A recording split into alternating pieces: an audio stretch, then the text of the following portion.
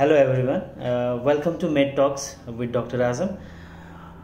आज हामी फेरि पनि सिजरकै झट्काकै कुरा गर्दैछौँ।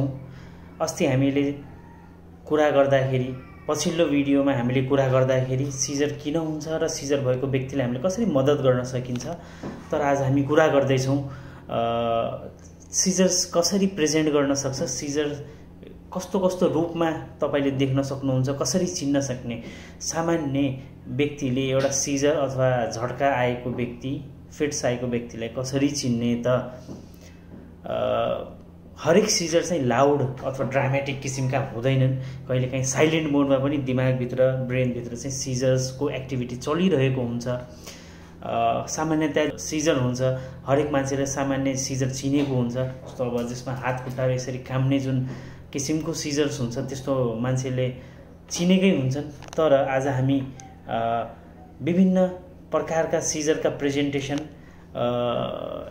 कस्तो किसिमका हुन्छन् त, एब्सेन्ट किसिमका, क्वाइट किसिमका, साइलेन्ट किसिमका सिजर्सहरू कसरी हामीले चिन्ने त। यदि कसैलाई भएको छ भने कतिपय बेला कोही मान्छे एक्कासी बसेर यसरी टोलाउन थाल्यो, मान्छेले त्यसलाई कता ध्यानमा हराए जस्तो लाग्छ। कुनै बच्चा स्कुलमा क्लासमा छ, एक्कासी यसरी टोलाउन थाल्यो भनेपछि टिचरले चाहिँ इनएटेन्टिभ हो, पढ्दैन, ध्यान दिँदैन भनेर त्यसलाई इग्नोर गरिन्छ। हो, त्यस्ता कुराहरूलाई हामीले चिन्न एकदमै जरुरी छ।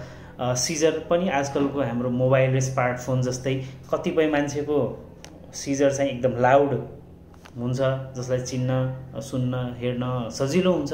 कतिपय सिजर्सहरू साइलेन्ट र भाइब्रेसन मोडमा मात्र हुन्छ, जसलाई हामीले एकदम ध्यानपूर्वक चाहिँ मिस चाहिँ गर्नु हुँदैन। कहिलेकाहीँ सिजर्स एकदम सब्टल किसिमको हुन्छ। जस्तै तपाईले कसैलाई एक्कासी ब्ल्याङ्क 5-10 सेकेन्ड एक्कासी यसरी टोलाइरहेको देख्नुभयो भनेपछि अधिकांशले के भन्छन् भन्दाखेरि यो मान्छे कता हरायो, त कता दिउँसै सपना देखे जस्तो हो, दिनमै सपना देखे जस्तो भयो। तर यो एकदम क्लासिक एब्सेन्ट सिजर यस्तै नै प्रेजेन्ट हुन सक्छ अनि ब्याक टु नर्मल है त। तर क्लासरुममा कुनै बच्चा छ, टिचरले बच्चालाई बोलाएको छ, सुन यता सुन, उसको नाम बोलाउँदाखेरि पनि उसले 10 सेकेन्डसम्म, 10 पल्टसम्म पनि बोलाउँदाखेरि उसले ध्यान दिँदैन, सुन्दैन, बोल्दैन। तर त्यो बच्चा 5-6 सेकेन्डपछि एक्कासी फेरि आफ्नो ब्याक टु नर्मलमा आउँछ र टिचरले के भन्नुहुन्छ भन्दाखेरि किन यत्रो बोलाउँदाखेरि तिमीले किन सुनेनौ भन्दाखेरि टिचरलाई के लाग्छ, यो मान्छे, यो बच्चाको फोकस कम भएको, क्लासमा ध्यान नदिएको, एक्टिभ नभएको, क्लासमा पार्टिसिपेट नगरे जस्तो देखिन्छ। तर त्यो एक्चुअली लेजिनेस होइन कि ध्यान नदिएको होइन कि, त्यो एक किसिमको सिजर पनि हुनसक्छ। बच्चा एक्कासी पढिरहेको अवस्थामा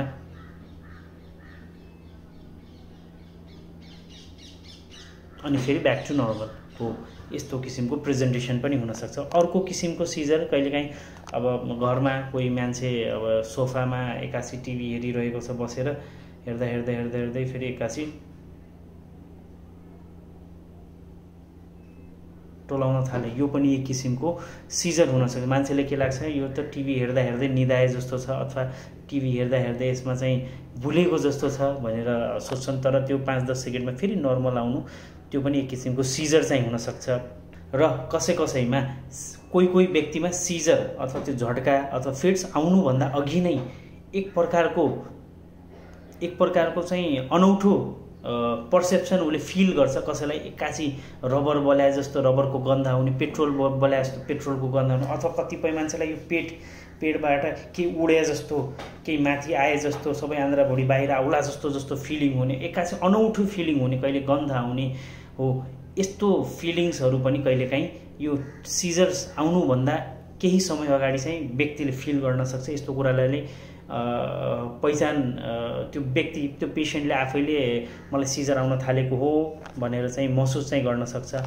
र कतिपय सिजर्सहरू बिहान पख बच्चालाई हामीले प्यारेन्ट्सले उसलाई उठाएर ल स्कुल जाने बेला भयो, ल उठ ब्रस गर भन्दाखेरि उसले उठेर ब्रस गर्न खोज्दाखेरि एक्कासी त्यो सब्टल एकदम त्यो मुभमेन्ट्स, ह्यान्डको मुभमेन्ट एकदम छिटो छिटो गरेर त्यसको ब्रसै कता बेसिनमा जान्छ, सिङ्कमा टुथपेस्ट सिङ्कभरि चाहिँ छरिन्छ। प्यारेन्ट्सले के सोध्छन् भन्दाखेरि यो बच्चाले त अल्छी गरेको, स्कुल जान नपरोस् भनेर चाहिँ बहाना गरेको हो, अथवा त्यसलाई चिया अथवा कफी दुध केही दिँदाखेरि एक्कासी गरेर त्यो हल्लिएर त्यो कफी चिया दुध पोखिनु हो। यस्तो पनि एक किसिमको मायोक्लोनिक टाइपको सिजर्सहरू हुन्छन्। जनरलाइज सिजर जुन हामीले चाहिँ झड्का जुन हामी भन्छौँ, मिर्गी जस्तो जुन हामी झड्का सबैले चिनेका हुन्छौँ, त्यसमा एक्कासी हातहरू एक्कासी काम्नु, मान्छेको होस, आँखा एक्कासी यसरी टोलाउन थाल्नु, दाँत र जिब्रो यसरी बेस गरी दाँत किट्नु र कहिलेकाहीँ मुखबाट र्यालहरू फिजहरू आउनु र कोही व्यक्तिहरूमा चाहिँ कपडामै दिशा पिसाबहरू छुट्नु र एकछिनसम्म होस हराउनु र यो केही समय 1 देखि 2 मिनटसम्म रहने, 3 मिनटसम्म रहने, त्यसपछि एक्कासी त्यो हराएर जाने, मान्छे शान्त हुने र एकछिनसम्म मान्छेले आँखा खोले पनि त्यो एकछिनसम्म कन्फ्युज्ड भइराख्ने हो। यस्तो किसिमको सिजर्स अथवा झड्का हामी सबैले चिनेका हुन्छौँ। तर कहिलेकाहीँ एक्कासी उभिरहेको मान्छे सडनली उसको शरीरको सबै मांसपेशीको तागत नै हराए जस्तो टुक्लुक्क भुइँमा ढल्छ, त्यो पनि एक किसिमको सिजर्स हुनसक्छ। कहिलेकाहीँ तपाईँहरूले देख्नुभयो भने अफिसमा आफ्नो काम गरिरहेको व्यक्ति अब किबोर्डमा काम गरेको छ होइन, एक्कासी चाहिँ हरायो हो, त्यस्तो किसिमको पनि एक प्रकारको सिजर हुनसक्छ। कहिलेकाहीँ बच्चाहरूमा सानो बच्चाहरूमा खास गरी एक्कासी